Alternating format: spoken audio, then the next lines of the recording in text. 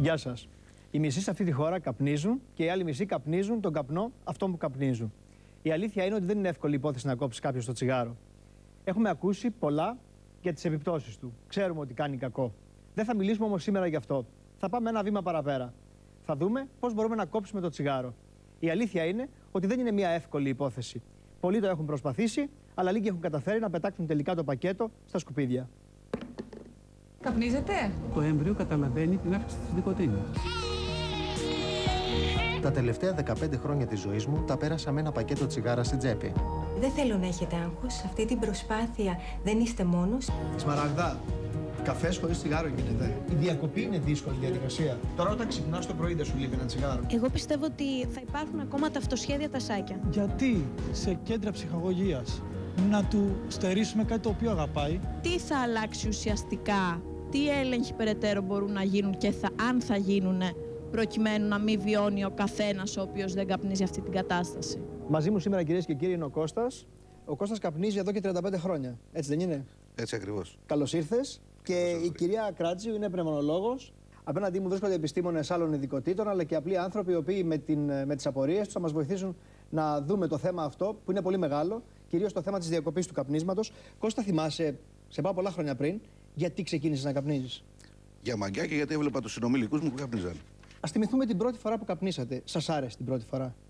Όχι. Ομολογώ πως όχι. Η αίσθηση είναι λίγο. Ήταν πικρό. Πώς θα μ' άρεσε? Αφού δεν είναι γλυκό, δεν θα μ' άρεσε. Σας ζάλισε, ίσως, την πρώτη φορά. Ναι, ακριβώς έτσι. Αλλά για τη μαγιά έπρεπε να μείνετε ζαλισμένος. Τι να κάνω. Να αποδείξετε ότι μπορείτε. Πώς από το πρώτο τσιγάρο που δεν σας άρεσε φτάσατε σήμερα να λέτε ότι δεν μπορείτε να ζήσετε χωρίς τσιγάρο? Συνέχισα να μην μου αρέσει, το κάπνιζα, το ξανακάπνιζα και τώρα τελικά έφτασα σε σημείο να μου αρέσει. Φαίνεται ότι είμαι εξαρτημένος. Το ίδιο πάντως πιστεύουν και οι συνάδελφοί σας. Ας τους ακούσουμε.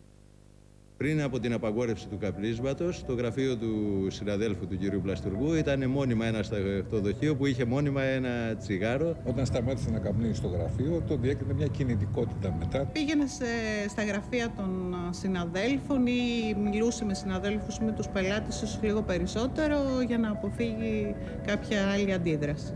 Φαινόταν δηλαδή σαν να κάτι του έλειπε. Μετά την απαγόρευση έπαιζε το κομπολόι λίγο περισσότερο. Το κομπολόι το έβλεπα. Το αποτέλεσμα από το κομπολόι δεν μπορώ να πω ότι το έβλεπα με σιγουριά. Και έτσι αναγκαζόταν να βγαίνει έξω από το κατάστημα, χρησιμοποιώντας τις πόρτες που και χρόνο βέβαια χρειάζονται περισσότερο για να μπορέσει να καπνίσει εκεί. Δεν είναι και το πιο εύκολο παρά να βγεις έξω με αυτόν τον καιρό, να βρέχει, να φυσάει αέρας, να κάνει κρύο για να καπνίσει ένα τσιγάρο. Είναι και θέμα ρουτίνας αυτό περισσότερο. Αγόρασε στριφτό και φτιάχνει στριφτό και πιστεύω το έχει ελαττώσει. Αλλά δεν ξέρω αν είναι στο επιθυμητό επίπεδο που πρέπει να το ελαττώσει κάποιος. Καπνίζει τώρα περισσότερο στριφτό, αλλά έχει και το πακέτο το άλλο. Ότι το έχει ελαττώσει εκ των πραγμάτων, το έχει ελαττώσει. Δεν νομίζω ότι θα συνηθίσει ότι θα κόψει το τσιγάρο. Δεν πρόκειται να το κόψει. Τουλάχιστον αυτή είναι η αίσθηση που δίνει, ότι δεν θα το σταματήσει το κάπνισμα επειδή υπάρχει απαγόρευση. Απλά ψάχνει κάποιες εναλλακτικές λύσεις για να μπορέσει να συνεχίσει. Μπορεί αν του το απαγορεύσει κάποιος γιατρός, η μόνη περίπτωση. Πολλές φορές μαζευόμαστε στο γραφείο του, και η έλλειψη του τσιγάρου μας έκανε να δημιουργούμε κουβέντες σχετικές με το τσιγάρο. Μία από αυτές ήταν να ραδιάζουμε τραγούδια με τσιγάρο μας. Δεν μπορεί να φανταστείς πόσα τραγούδια λέγαμε. Πλάκα προφανώς κάνει ο συνάδελφός σας. Άρχισατε να τραγουδάτε? Πείτε ένα τραγούδι που συνηθίζετε να λέτε δηλαδή. Όσοι με το χάρο γίναν φίλοι, με τσιγάρο φεύγουν στα χείλη. Πολύ αισιόδοξο. Να σας συμπληρώσω ένα τραγούδι κι εγώ. Θα μιλήσουμε με τραγούδια σήμερα. Η ζωή μου όλη είναι ένα τσιγάρο που δεν το γουστάρω κι όμως το φουμάρω. Αυτό ακριβώς δείχνει τη δυσκολία του καπνιστή να παρατήσει το τσιγάρο. Θα ήθελα να ρωτήσω εσάς αν γνωρίζατε ότι ενδεχομένως το ασετόν που χρησιμοποιείτε για να ξεβάψετε τα νύχια σας είναι ουσία που περιέχεται στο τσιγάρο. Όχι, για να είμαι ειλικρινής δεν το γνωρίζω. Ξέρετε πόσες άλλες χημικές ουσίες υπάρχουν στο τσιγάρο, έχετε ακούσει? Αναλυτικά όχι. Λοιπόν, θα σας πω λοιπόν εγώ. Πίσα, η οποία υπάρχει στην άσφαλτο. Φορμαλδεΐδη, η οποία συντηρεί τους νεκρούς ιστούς. Βενζόλιο που υπάρχει σε συνθετικό λάστιχο. Βουτάνιο που υπάρχει στο υγρό των αναπτήρων. Αμμονία που υπάρχει στα καθαριστικά, προϊόντα του σπιτιού. Και το ασετόν, το οποίο βρίσκουμε, είναι η ακετόνη, η οποία υπάρχει σε αυτό που ξεβάφετε τα νύχια σας. Και μόνο που τα ακούω τρομάζω. Πέρα από αυτές τις ουσίες, κυρίες και κύριοι, η νοικοτήνη είναι η κύρια ουσία η οποία μας κάνει να αγαπάμε το τσιγάρο. Γιατί θα μας το πει η κυρία Κωνσταντώνη, είστε ψυχίατρος, καλώς ήρθατε. Γιατί αγαπάμε το τσιγάρο, τι έχει μέσα πια, αντικαταθλιπτικά? Η νοικοτήνη, που είναι αυτή η ψυχοδραστική ουσία που κάνει την εξάρτηση στον καπνό, στο τσιγάρο, είναι ισχυρά εθιστική εξάρτηση ογόνος. Επιδρά δηλαδή στις λειτουργίες του οργανισμού η πολλαπλή χρήση του τσιγάρου, και αυτό γιατί πηγαίνει σε συστήματα του κεντρικού νευρικού συστήματος που έχουν σχέση με την ανταμοιβή, με την εφορία, με το αίσθημα. Έχει σχεδόν αυτό που είπατε, αντικαταθλιπτική δράση. Βελτιώνει τη διάθεση, αυξάνει την προσοχή, τη συγκέντρωση. Ένα άτομο αισθάνεται πολύ πιο ικανό να λύνει προβλήματα ή να ανταπεξέρχεται στη ζωή. Έτσι όπως μου τα λέτε πάντως.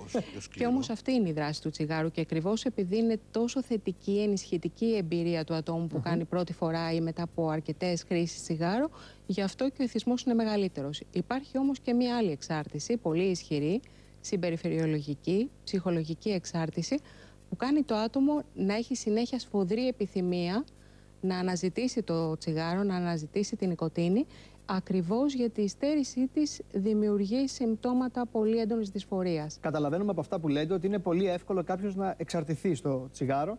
Κυρίες και κύριοι, μπορείτε να μπείτε στο site της εκπομπής και να κάνετε ένα απλό τεστ για να δείτε πόσο εξαρτημένοι είστε στο κάπνισμα. Κώστα, έχεις κάνει ποτέ εξετάσεις? Όχι, δεν έχω κάνει. Που να αφορούν το τσιγάρο, δεν έχεις κάνει κάποια ακτινογραφία? Ακτινογραφία έχω κάνει, αλλά δεν νομίζω ότι το έκανα για το τσιγάρο. Το αποτέλεσμα ποιο ήταν όταν πήγες εκεί και την είδε ο γιατρός?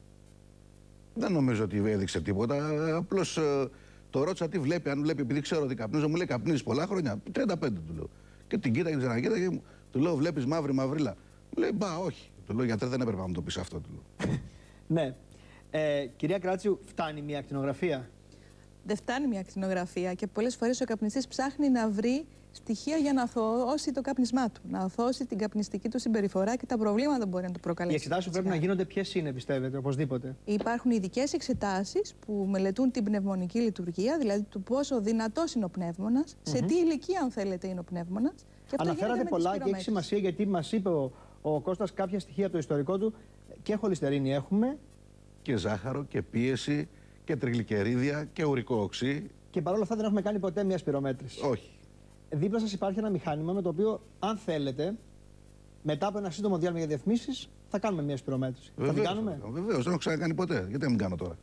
Μείνετε μαζί μας. Σε λίγο η κυρία Γκράτσιου θα κάνει μετά το διαφημιστικό διάλειμμα σπυρομέτρηση στον Κώστα. Θα δούμε τι είναι το τριτογενές κάπνισμα, που πολλοί δεν ξέρουν ούτε καν τι σημαίνει. Επίσης, θα δούμε πόσο εύκολο τελικά είναι να κόψει κανείς το τσιγάρο.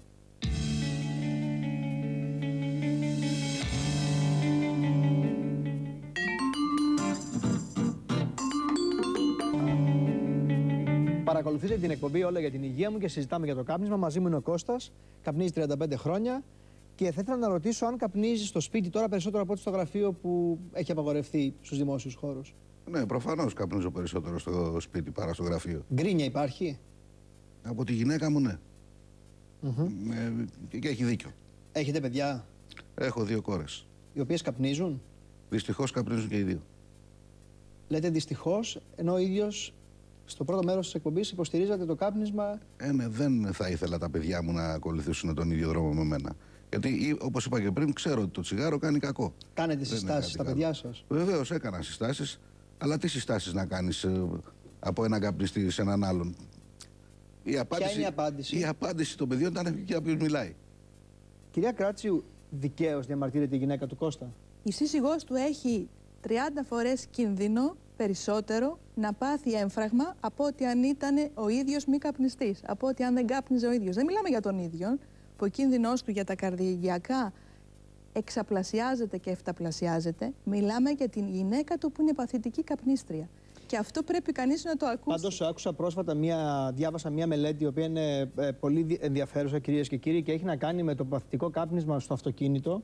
Ακόμα και όταν είναι ανοιχτά τα παράθυρα του αυτοκινήτου, ένα παιδί βρίσκεται σε συνθήκες μπαρ. Ναι, γιατί όταν είναι κλειστός ο χώρος, το να καπνίζει κανείς, να κάθεται κανείς δίπλα σε ένα καπνιστή, είναι σαν να καπνίζει ο ίδιος 15 άφιλτρα τσιγάρα. Για σκεφτείτε τι επίπτωση θα είχε στην υγεία του η έκθεση στα 15 άφιλτρα τσιγάρα. Βλέπω ότι θέλετε να παρέμβετε για τους χώρους οι οποίοι είναι κλειστοί. Θέλετε να κάνετε κάποια ερώτηση? Ναι, ήθελα να ρωτήσω, ο σωστός εξαερισμός βοηθάει να απομακρυνθούν οι βλαβερές συνέπειες του καπνού? Ο σωστός εξαρισμός οφείλει να υπάρχει σε ορισμένους χώρους, αλλά η έκθεση στο παθητικό κάπνισμα δεν είναι μικρότερη αν υπάρχει ανοιχτό παράθυρο. Κυρία Γκράτσιο, αν αυτά συμβαίνουν σε ένα κλειστό χώρο, ένα κλειστό δωμάτιο, ένα μπαρ, ενδεχομένως δεν ξέρω πού αλλού, φανταστείτε κυρίες και κύριοι τι συμβαίνει όταν ένα έμβριο βρίσκεται στην κοιλιά της μητέρας του, η οποία καπνίζει.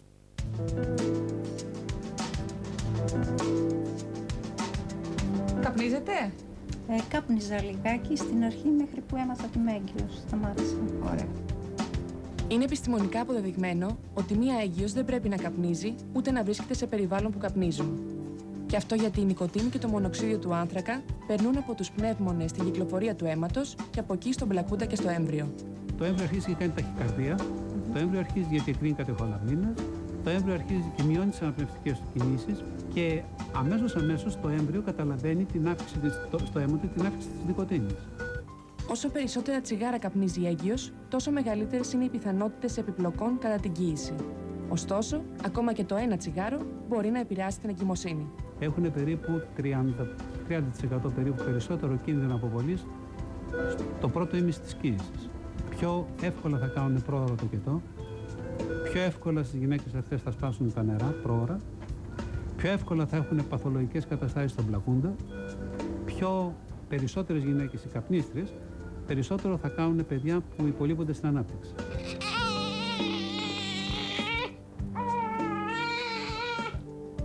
Το κάπνισμα έχει αρνητικές επιπτώσεις και στην υγεία του βρέφους. Η νοικοτήνη εισέρχεται στον οργανισμό του τόσο με άμεσο τρόπο, μέσω του μητρικού γάλακτος, όσο και με έμεσο τρόπο. Είναι 5 οροφοδιαμερίσματα και ο ένας όροφος δεν έχει καθόλου τσιγάρο μέσα, γιατί κανείς από πεποίθηση δεν καπνίζει. Καπνίζουν όμως τους άλλους ορόφους, τότε τα παιδιά αυτά έχουν περισσότερη νοικοτήνη μέσα στο αίμα τους από ότι έχουν τα παιδάκια τα οποία ζουν σε μονοκατοικίες ή στο ύπαιθρο όπου δεν υπάρχει τσιγάρο.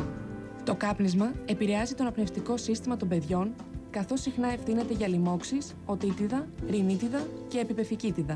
Υπάρχουν διαταραχές σε όλες τις εκδηλώσεις, τις δραστηριότητες του παιδιού. Κίνηση, αύξηση, όπως επίσης και η απόδοση στο σχολείο συζητιέται τώρα τελευταία και μάλιστα λέγεται ότι μερικά παιδιά τα οποία φαίνεται ότι είναι ιδιαίτερα ανήσυχα και δεν μπορούν να συγκεντρωθούν έχουν να κάνουν με ένα κάπνισμα μέσα στο σπίτι παθητικό, είτε μέσα στη μήτρα όταν ήταν μικρά βρέφη. Οι βλαβερές ουσίες του τσιγάρου επηρεάζουν την ποιότητα του μητρικού γάλακτος, το οποίο στερείται λίπους, ενώ ταυτόχρονα προκαλούν κολικούς στα παιδιά. Έγινε κατανοητό ότι καμία γυναίκα, καμία έγκυος δεν πρέπει να καπνίζει, αλλά και σίγουρα δεν πρέπει να καπνίζει αφού γεννήσει το παιδί που έχει στην κοιλιά της. Εμείς έχουμε εδώ ένα παιδί το οποίο δεν είναι αληθινό. Θα καταλάβετε γιατί δεν είναι αληθινό και δεν θα μπορούσε να ήταν αληθινό. Θα δούμε τι συμβαίνει όταν συμβαίνει αυτό που λέμε τριτογενές κάπνισμα. Θα ήθελα να καλέσω την Άντια και την κυρία Γκράτσιο. Μας είπατε πριν ότι είστε καπνίστρια. Ναι. Και θα ήθελα, όσο βάρβαρο και αν φαίνεται, να δείξουμε πώς συμπεριφέρεται ο καπνός του τσιγάρου, ο οποίος είναι αόρατος, όταν εσείς καπνίζετε κοντά σε ένα παιδί. Σε ένα όμορφο παιδί μιας ελληνικής οικογένειας. Λοιπόν, κυρία Γκράτσιο, ο λόγος είναι σε εσάς. Εγώ θα έλεγα ότι είναι πάρα πολύ έξυπνη ιδέα με την οποία αναπαριστάτε